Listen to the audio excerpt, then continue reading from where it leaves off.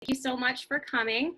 I just want to say thank you for coming to our family Q&A. This is our populated family Q&A for first generation.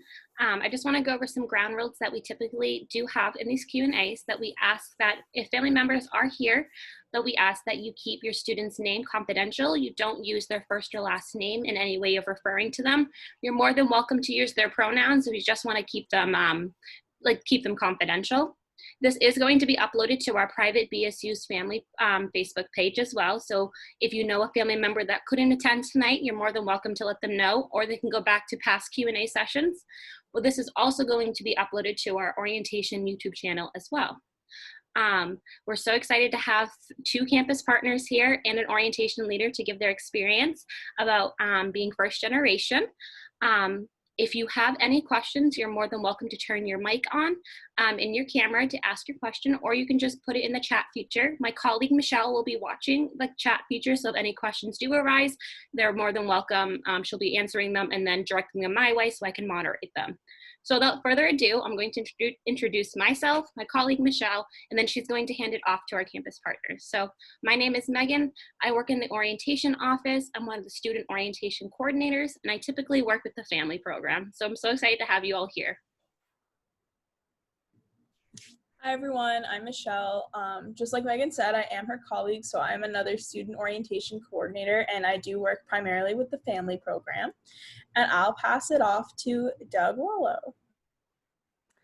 Hi everybody, welcome. My name is Doug Wallow, and I am the Director of Administration and Planning in Student Affairs and Enrollment Management. I work in the VP's office, kind of working on budget and planning and a lot of other fun things. So. And I've been at BSU for just about a year now, actually, a couple days ago.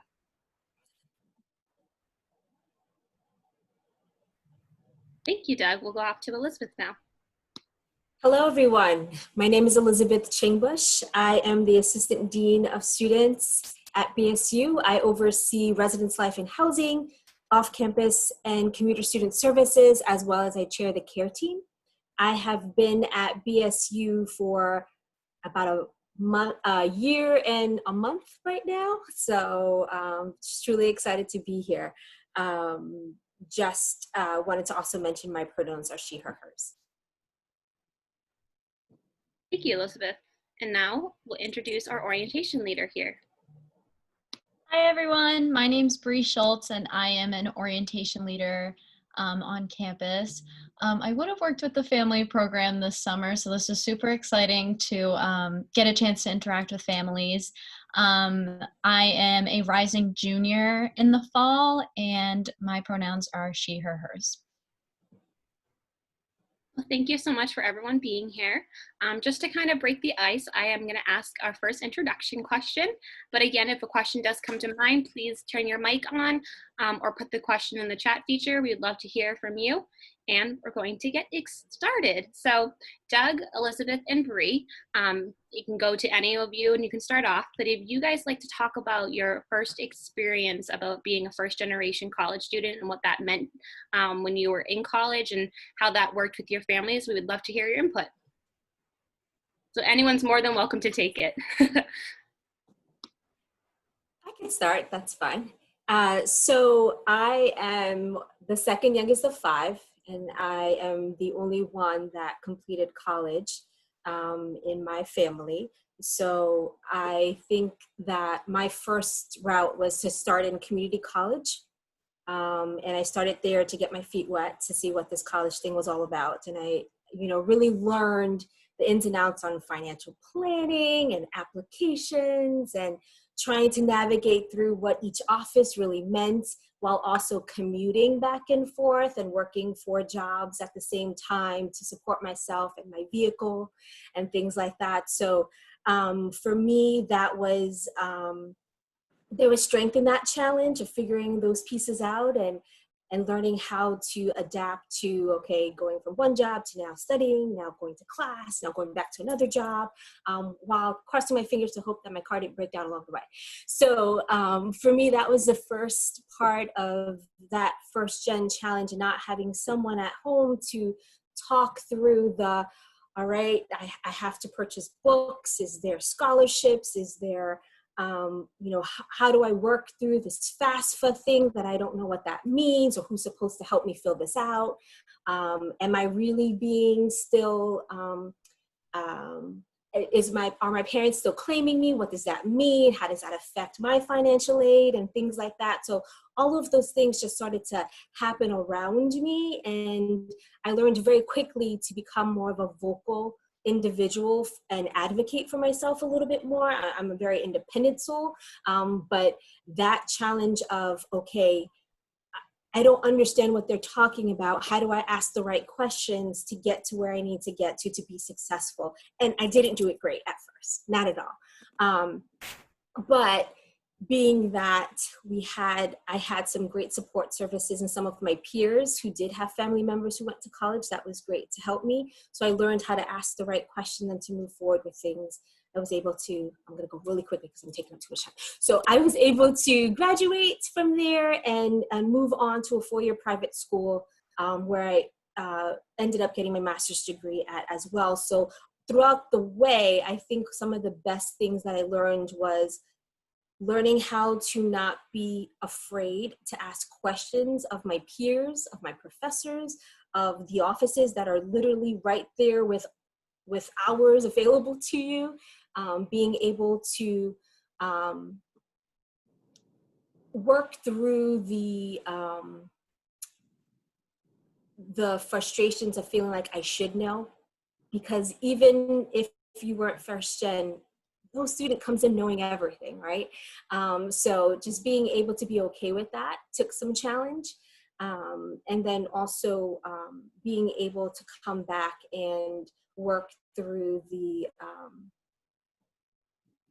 idea that I may not be enough because I don't know enough. And that was a challenge those first 2 years for me, because I didn't have the resources readily available to me like some of my peers had at that point. So those are just some things that I think that I worked through rather quickly, but these are the things that I also look forward to helping other students navigate through their higher ed career. Bree, do you want to jump in? Or? Yeah, absolutely. Okay. So I am the middle of 3 kids, and obviously neither of my parents went to college, but my older brother actually headed to college before I did. And we're fairly close, but I noticed kind of that difference between my friends who have parents who graduated college and have been through the process compared to me, even in like the application process. I was lucky enough to go to a high school that gave me a lot of, pointers and such, but even then I could feel myself, I had to learn how to ask those correct questions. And Elizabeth, I think you said that really well, that it's a tough skill to learn, to be able to be independent, stand up for yourself and ask those questions. So I'm with you on that one. I had to learn that fairly quickly.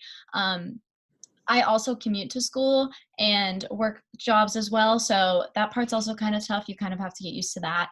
But I would say I really found myself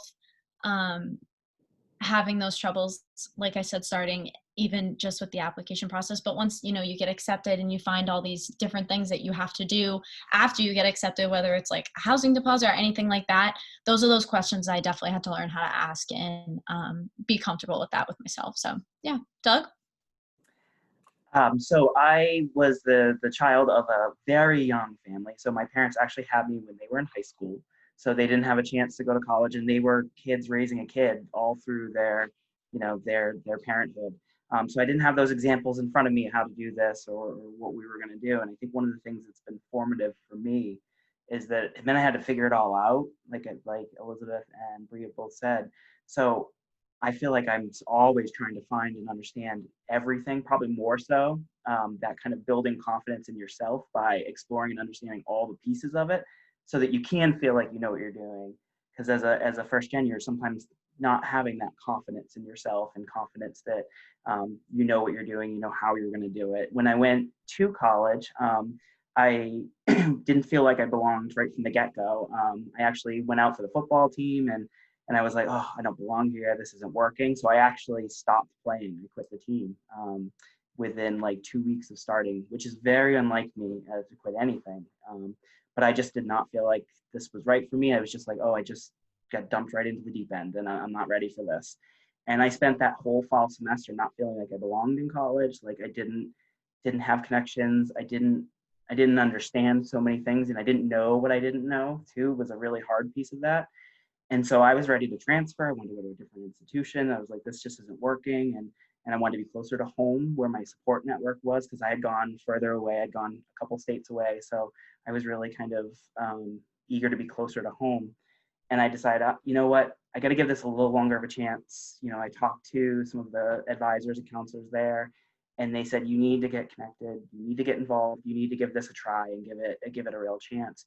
So I came back that spring semester really focused on, okay, I'm going to take some chances. I'm going to try some stuff. I don't feel confident at all that I belong here. This is going to work, but I'll do it. So I actually ended up getting involved with student government. I joined with the choir. And so I started kind of finding a little bit of some niches and some connections that really made all the difference. And from there, it totally took off. I loved it so much that now I want to dedicate my career to working in higher education and give those opportunities to other students too, and help them find their voice and find their way. But so much of this is confidence. You just, as a first generation student, there's so much you don't really know or understand coming in, and you need somebody to tell you that that's okay. That's not an indictment of your skills. It doesn't say anything about, you know, what you're capable of. It's just that you didn't get all that information kind of coming up, and you're going to get it now. So, but you got to be an advocate. You have to learn how to advocate for yourself and go seek out and ask those questions so that you can have the confidence that you need. Thank you for explaining all of that and like giving us that insight into your experience. The next question we'll have is maybe what feelings not just you had, but maybe that family members might have about their student who is a first generation. Did your family members have certain questions that they asked a lot? Do you know any feelings that maybe your family members had or you can think that they might have? And what would you like to share with our family members here on this call? I can go first if that's okay. So I know between my brother and I, my mom was very nervous for us. It was a process that obviously she had never experienced. So she had a lot of just like basic questions like, so where are you going to park? Where are you going to eat? How does financial aid work? How does all this stuff work that she didn't necessarily know about? So I can tell you, I probably bothered every person in every office on campus because my mom and I were asking all of the questions. But definitely financial aid was a big question for her, whether it was the FAFSA or just in general, like the aid package from Bridgewater, because that was a big thing for us. I needed to apply for financial aid. So just making sure that all of that stuff was in check, because that's a very, very, very stressful part about entering college. And then also questions having to do with internships and opportunities that might not have been right at the forefront, but down the road. Those were also big questions that my family had. But definitely like get those questions answered, call the offices, like anyone will be there to help you. It will ease the transition and definitely put myself and both of my parents at ease, knowing that, okay, yeah, she is going to college, she is making this big step, but having like answers and things to think about and go off of, that definitely helps make that transition a lot easier. I can jump in now if you want. So I was thinking about, I actually had a chance to unpack this all with my mom later on because she went to college later on when I was in college. So she got her associate's degree at the same time I got my bachelor's. And then eventually I went on and got my master's as well. And she got her bachelor's at the same time that I got my master's.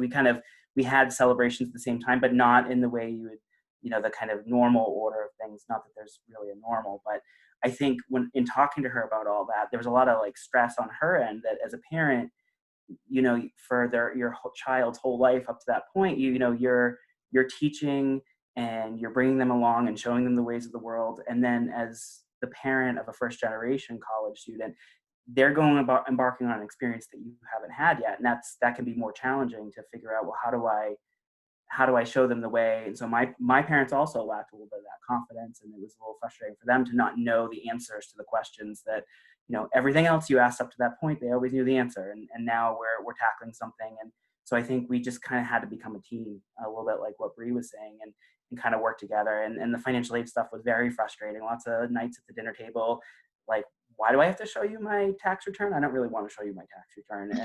And so there's that kind of uncomfort, and but you kind of work it through together, and everyone learned at the same time. My dynamics were a little bit different. So my parents worked extensively during that time frame, so their ability to be a part of that process was a little bit more limited. I applaud any parent who has that ability to ask the questions ahead of time and to help support their student, and have that that drive and that ability to do that. So that's wonderful. And I think that for my parents, it was more of the, okay, you're going to do this thing. Where are you going to get money? How are you going to get a job? Like, are you going to be able to sustain all of those things to help take care of yourself while also pursuing this academic dream that you have, right? So for them, it was more of the practicalities of the things that they did know about. They knew about workforces. They knew about, you know, the how to take care of yourself and how to support yourself and all of those pieces. So those are the things that they wanted to make sure they reinforced within me, while I helped to gather all the other academic information and then come to them with like the financial aid questions and why you need to see my stuff. So those things did happen as well. But you know, it slowly became easier each semester and each year to kind of get more of that conversation going and to be able to sit down with them and get kind of support in different ways, because, you know, we transitioned into from that imposter syndrome that as a student I battled with, and my parents saying like, is this really, you know, is this really something that you can handle moving forward, and trying to kind of get that support in different ways while also letting them let go of that being afraid for me, in making sure that they feel that I can succeed in the way that I want it to, because they could only give me but so much in order to get me going in the direction that I wanted to get. So their questions are more about the, you know, lights, shelter, food, you know, supplies near you, those types of things, to make sure that I can eat and take care of myself in that sense. And that's just as important. Yeah, that's a lot of different perspectives and things that, like, as someone who's not a first generation college student, didn't even have to worry about, because my family, I have 3 older siblings that all went off to college. So by the time I went off to college, my mom and dad were like, all right, we're moving in at this time, we're doing this. So that's a really good perspective. So I appreciate you all mentioning that. I'm going to open it up to our audience to see if we have any questions. Again, please feel free to turn on your microphone. If you're not comfortable with that, you're more than welcome to ask it in the chat feature. This is a safe spot for you to ask any questions that you have on your mind. And while we're waiting for questions, I would just like to respond to what Elizabeth just said, kind of focusing on that like Maslow hierarchy of needs, which is what we always talk about with our family program. And that's what the focus was. It was making sure you were safe and fed and you had shelter and that you were okay. And then we can worry about the rest of the stuff after we make sure you're okay. And that's really common. So I'm really glad you brought that up, because that's something that like we see a lot, we talk about a lot, that definitely ties into this topic and this demographic. Well, I'd also like to add that also culturally, you know, within my family, you know, you work until you don't work anymore. That the academic side wasn't part of our family, you know, system just yet. So me inserting that, now I have cousins and nieces and nephews who are going to college, but we just had to get to that point. So just not understanding how that fit into that just yet. It took a while for my family to get there. And so that was their main focus. If you can survive on your own, get a house, do all those things, you're successful. So.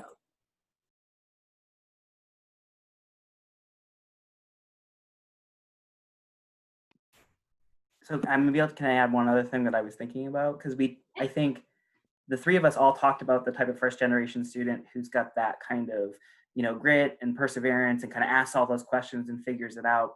But there's sometimes, this may be also in hindsight, especially for Elizabeth and I looking back, that we don't always remember those moments where we totally doubted ourselves and we had no idea. And we were sitting there feeling like everyone else knew the answer to the question. So we shouldn't even ask the question because everyone else knows, and we're going to be outed and feel like we're foolish and we don't belong. Right. So, and it can be such simple things like even, like setting an IT password for the first time and it's not working right. And you're like, oh, well, the non-first generation students are like, wow, this system is kind of clunky. Why is it working like this? And I'm not saying that about Bridgewater. I actually had this experience at another institution.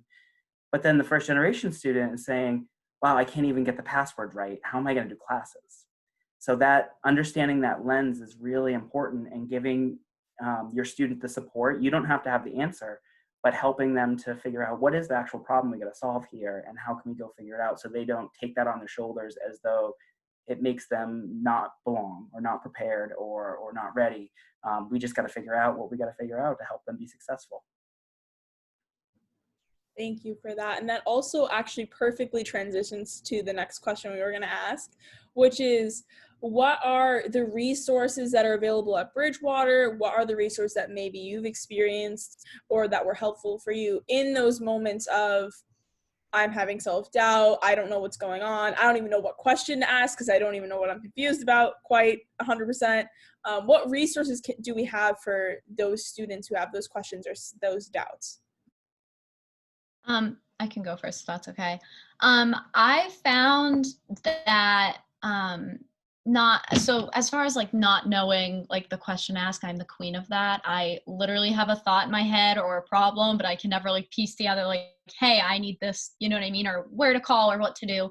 I found to be the most help in that was finding either a professor that you enjoy talking to or you enjoy their class. They're always super helpful about sending you off in the right direction, or even the advisors on campus, if that tends to be a thing. I always remember going to the Academic Achievement Center and literally being like, this is my question, who do I ask, or this is my problem, like what do I do?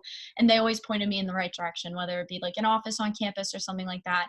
Or even if you have a general idea, for example, a question about e-bill, if you call financial aid and they can't help you, they'll direct you to who can help you. So I think it's really awesome that Bridgewater has a great network of different offices on campus, and even within the lower level below that, the professors and, people like that are all coinciding and saying, we want what's best for the student. We want the student to succeed. So here's how we're going to do it. This is how we're going to help. And this is how we're going to help answer those questions and such. So I think we're really lucky to have that at Bridgewater, because I know some places don't necessarily have that such strong backbone at a university like this. So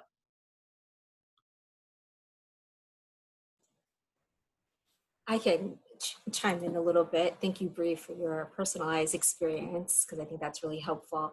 I when you asked the question, I thought of back in my day, because y'all have so many more resources available to you than I did back when I was in college. The mobile app that we have here at BSU is a fabulous instrument to ask just generalized questions of your peers or others who are monitoring that, to be able to send those resources to you literally at your fingertips. So being able to just have that opportunity is just wonderful. For me as a student, it was dipping my toes into understanding what my interests are and how I can kind of pique those interests. It's kind of what Doug said. By getting involved in different organizations, you start to learn about the different resources that are out there as well. So, getting involved, asking questions of your orientation leaders. If you live on campus, being able to outreach to your RA as much as possible, to be able to ask, that's literally what their jobs are, right? To help advise and be resources to those students. Now through off-campus and commuter student services, we have commuter ambassadors that will outreach to every single commuter student and just say, hey, we're here. So that outreach point will happen for all of your students from one office, if not 7, before even school starts. So I encourage all students or parents to go ahead and, take that guide. We're gonna put ourselves out there. So it's so beneficial to just say, hey, how are you doing? And just stay connected. And when you have a question, you're not sure where to go, those are the people to go to. Doug and myself are part of a committee of folks who are here to really start and enhance a first gen initiative here on campus. And last year we started very small. We really hope to enhance the opportunities to connect with first gen students as they migrate into the institution and then on out, to create support services, to create resources and pop up programs throughout the year of things that we know that they might be concerned about, so they don't have to wait to find out if they have the right question to ask. We're just going to give them the answers. So those are some things that we hope to initiate in this upcoming year. Even in this online virtual way, we can give them the resources that they need.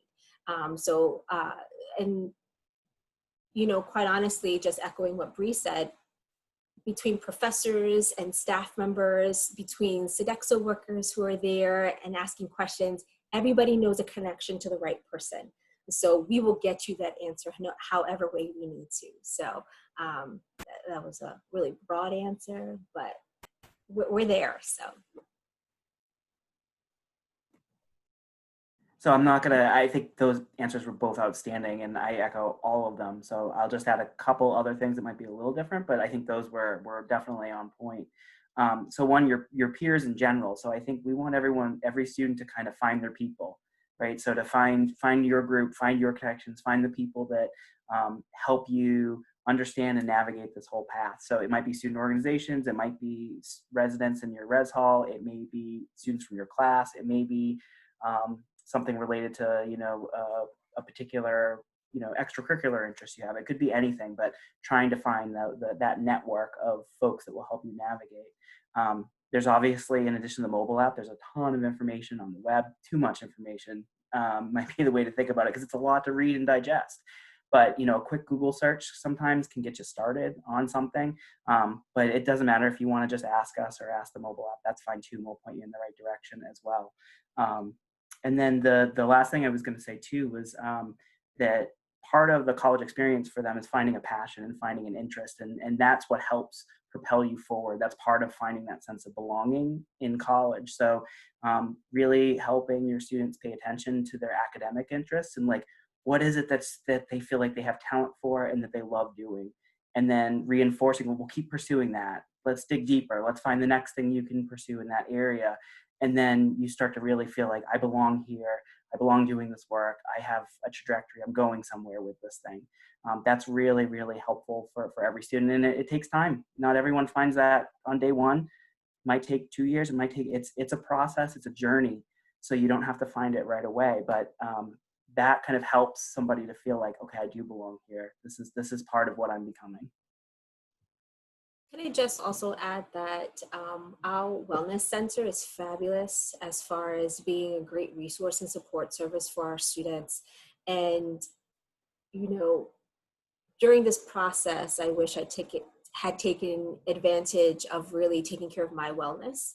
In general, you know, I was a student athlete, I was heavily involved across campus, but learning how to maintain that structure and making sure that you're digesting some of what's going on and some of those conflicting emotions and feelings that you're having with, okay, I'm not sure what to do, or I don't feel like I can handle this. Like that can be overwhelming for any one person. And if they haven't found their niche yet, our wellness center is a great place to start in order to just start having conversations about what their struggles are and how they are able to cope with some of those struggles and giving tools in order to be successful moving forward. And I just want to add one more thing too.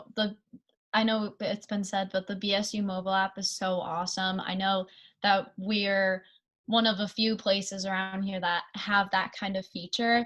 And the thing that's so great about it is it does have it's called a student wall. It's everyone on campus can say something on it. So and another thing that's like super important is just when you think that your question is silly or no one else has this question or whatever, I promise you someone else probably has that exact same question or that exact same feeling. And honestly, your peers are probably going to be the best ones to help you, because although professors are great and all the offices are great and everything, we're all the the peers are going through it together. We're all in the same position. We're all in the same boat. So having that kind of input as well is so awesome. So even just posting, hey, I am confused about this. Does anyone know how to help me out? And someone can comment and say, oh, I contacted the person. This is the answer I got. Or, oh, you should contact this person. That's also super helpful too, because I know some people can be intimidated, excuse me, asking someone who is, whether it be like in an office or a professor, or someone who's just not necessarily, like I said, in the same boat as us. So the BSU mobile app is so, I can't say enough good things about it. That feature is so awesome. Can I add one more thing as well? Yeah. So in listening to all this too, one thing that you might be thinking is, wow, that's a lot, right? There's a lot of resources. There's a lot of opportunities. That can feel overwhelming sometimes, especially for that first gen student coming in. So it's okay. They should breathe, take a step. We just want them to try something, right? To get involved somewhere, to take some steps. If that step doesn't work, that's fine. We'll find a new step. We'll find a new direction, a new way to connect, and we'll go that direction next. But they don't have to pursue everything all at once. We just want them to try to find some opportunities to build those networks and make those connections and not feel like they're isolated and they can't get their questions answered. They do have to kind of learn to be self-advocates and kind of reach out and ask those questions when they have them. But yeah, I just wanted to say that there's a lot to offer, which is wonderful, but it can be daunting too. Definitely. And I think those are really valid points to bring up, that even as a first generation parent, that they're trying to support their student going through it. Those are excellent resources to bring up. And like, it's a lot, even as a family member. So thank you, the three of you, for giving your experiences. I have a question for all, I guess it's all three of you. This is not more so singularity. But what is something that may come up for a first generation student that might not come up for a non-first generation student, and how can family members prepare their first generation student so they don't feel alone and they feel supported even at a university and not at home? And take your time to mingle on, to think about it. I can see everyone's brains percolating. While everyone's thinking, again, if we have parents on this call, we would love to see any questions that you have. So you're more than welcome to turn your microphones on or put it in the chat feature as well.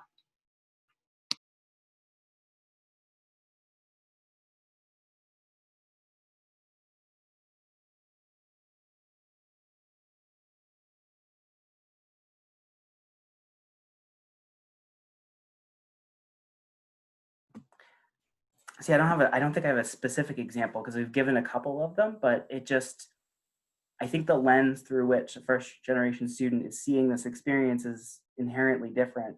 And I mean, I have 3 children myself now, and they're young, but we are already talking about college and what comes up and how they understand what they might be interested in. And so there's a lot of conversations that I know I'm personally having with my children that my parents didn't have with me, and it's not their fault they didn't. There's no harm in it. It's just that they didn't have that experience to rely upon so that it would come up sooner.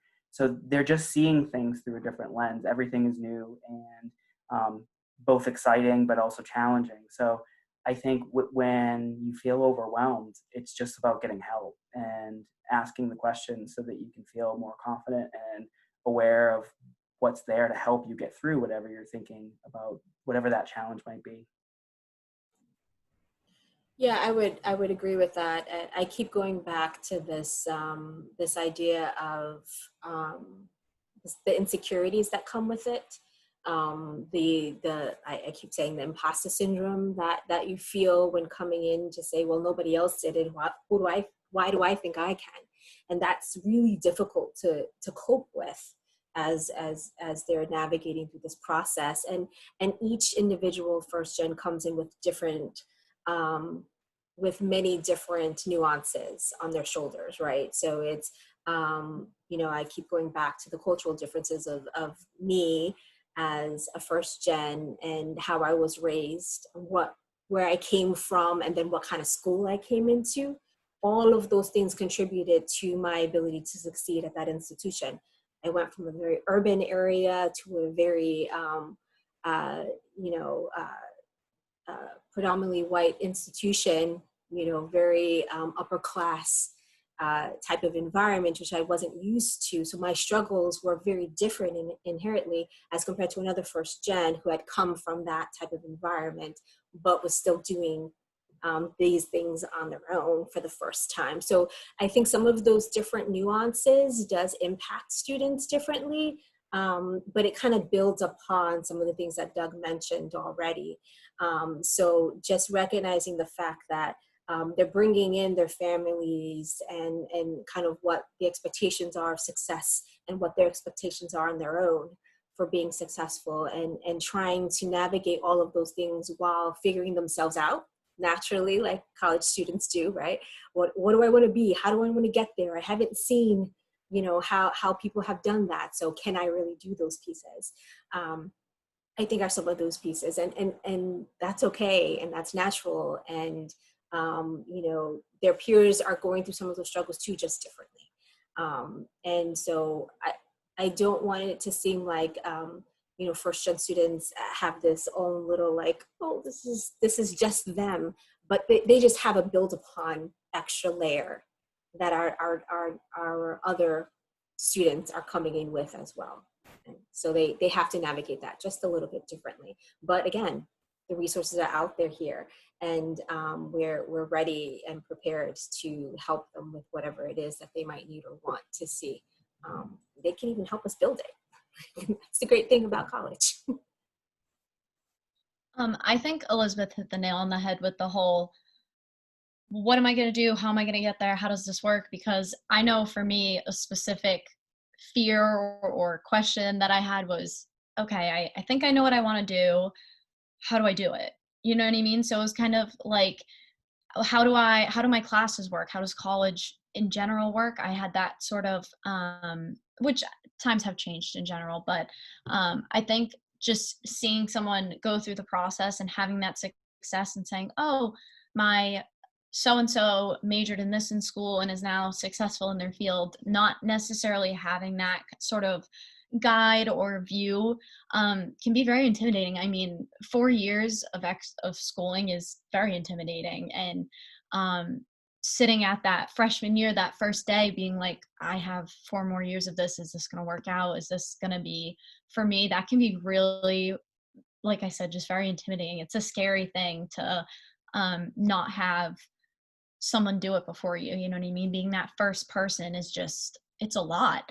But once you get started and once you get into the groove of things, you see, okay, like this is how college works. This is how I pick my classes. Okay, if I take this class, then this will do this. And oh, if I want to be this is what I should do.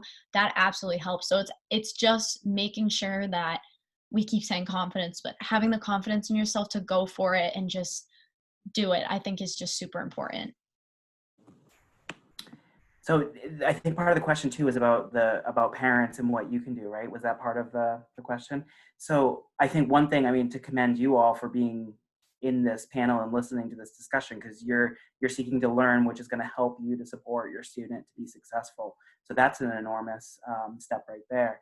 The other thing is that you don't necessarily have to solve whatever issues might come up, but you're there to help them navigate, to push them forward, to cheer them on, to give them the support when they need it in that moment, to help them kind of figure out how to navigate this. So you can navigate it with them, or you can kind of be there asking those questions that helps them figure it out, but you don't have to actually solve it for them in this case. And in fact, that's only going to help them be stronger and more successful in the long run if you kind of, it's that old adage about leading the horse to water but not making it drink, right? So you're helping in the journey, but ultimately your student needs to take these steps to grow and become the person that they're becoming every day.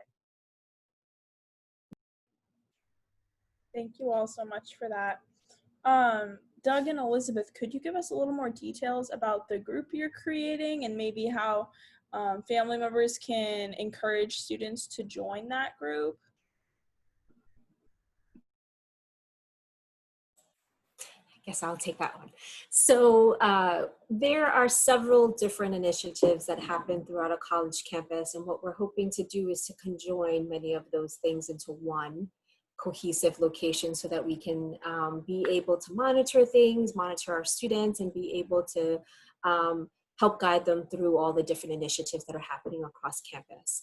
So our group doesn't have a name just yet, but what we are doing is we're collaborating across the academic side of the realm, as well as on the staff side, looking at all the different ways at which we can combine as an institution to provide services holistically for our first gen students.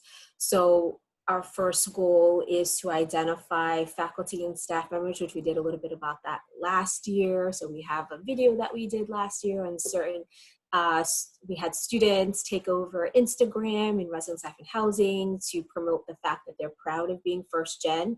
The first part is definition of what a first generation student is, because many of our students, although they are, have no idea that they are. So when they see that there's resources available to them for first gen, they're like, I don't know what that means. That means you. So come on down. So it was kind of that first step of, let's first define it. Let's first let you know. Let's first also remind you that you can be proud of that, because so many of us here worked really hard to get here, and we know that you can do it too. So we're here to support you, and we want to be identified as such so that they know who they can come to for support and resources, just as somebody who was like-minded with them. So I think that was an important part of our initiatives, while also trying to identify some of their own personal struggles that they may have as individuals and combine them with mentorship, either with peers or faculty and staff members, and then also create programming around that. So we are planning on sending out some information to our first year, first gen students.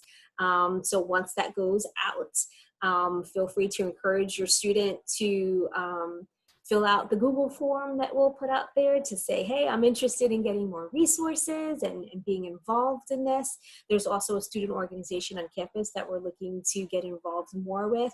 So if they're looking to also connect with them, feel free.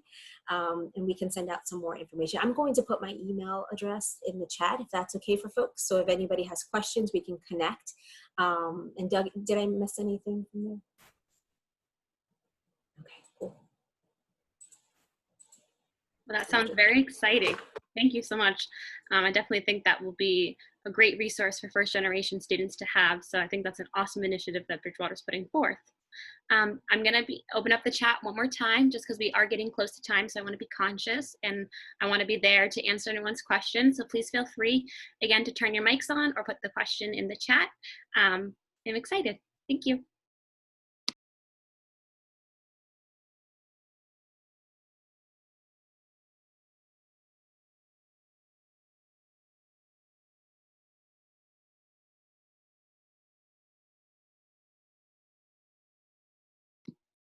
So I have a question. And I think we've talked a lot about advice and support, but if you could name and say one piece of advice that you could give to a first generation college student and their family members, either that it's going to be okay and things are all going to work out in the end, what is the best piece of advice that you think you could mention to someone?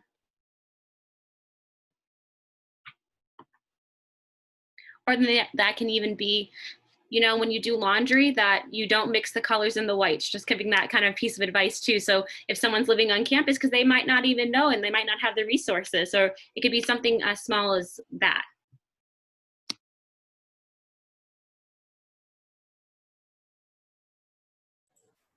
What keeps coming to mind is, I don't know if this is a great terminology, but I'm going to use it anyway. So I keep thinking, like, the hustle is real, right? So you're gonna work hard. College is tough. Your student is going to need a lot of support in many different ways, and every day it might look different. Continue to hold hands, whether figuratively or literally. Continue to be that support, that shoulder, and reach out. Reach out to one another as family members.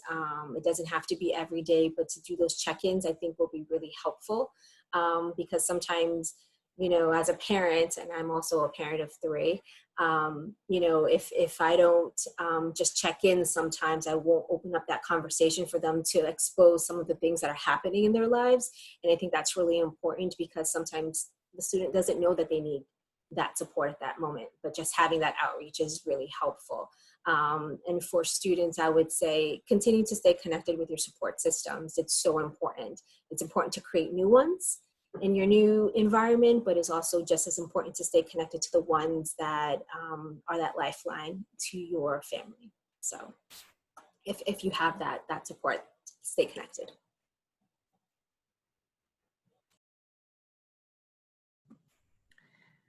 I like everything Elizabeth said, so I'm gonna go. I would have said the same thing, so I'm gonna go a slightly different direction and just say no, it's perfect. That you can do this. Every one of you has a set of gifts and talents and strengths. You just need to discover them and pursue them, and you're gonna figure this out. You're gonna find when you get to that. I like to use the metaphor of a staircase, right? Like it's almost like you're taking a step and you can't quite see where the top of the staircase goes. You're not sure, right? So you're just going to take that first step as boldly and confidently as you can with everything that you know right now. And then you're going to keep learning, and then you're going to take another step and another step. And then at some point, you're going to be up on that second floor, the third floor, and you're going to look back and say, wow, look at how far I've come. I can't believe this. And you're going to feel great about where you are. But it is going to take some time. It's not all going to happen right at once. And there's going to be challenges that you're going to have to work through. But stay confident, stay strong, keep taking those steps. I would say it's not, like I said, I'm awful at piecing together questions, and that goes for advice too.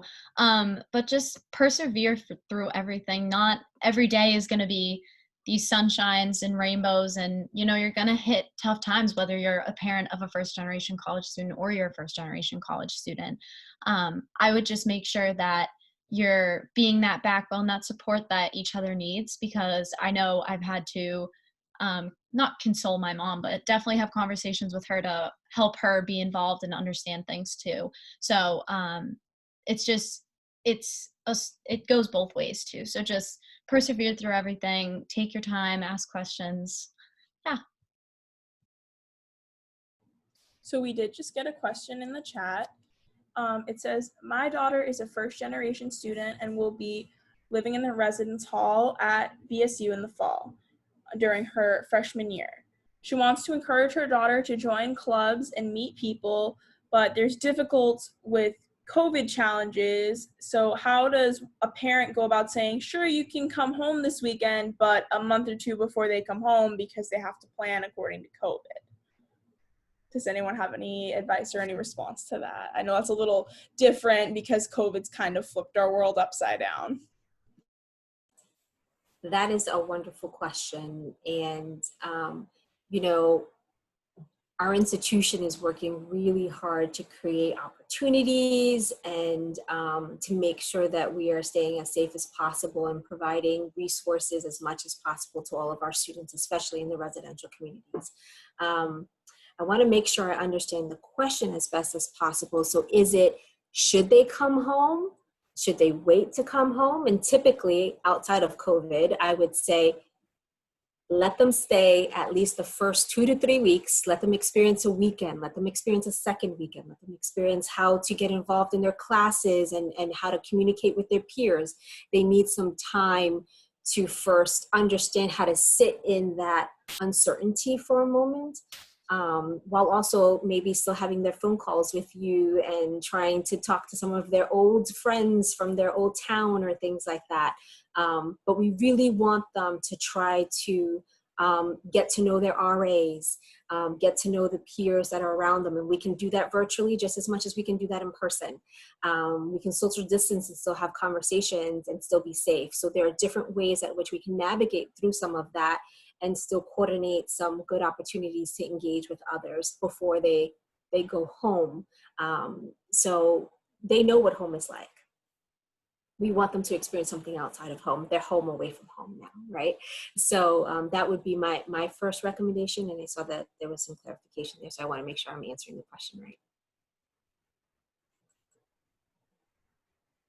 So just for the sake of the recording, I'm going to read the clarification as well. The clarification says that they're afraid that they'll be lonely because it's going to be hard to have these clubs and organizations meet as they normally would. So they're afraid that they'll want to come home because they're bored. They won't have a bunch of people. They won't be able to go to clubs and hang out in these big groups like we traditionally do.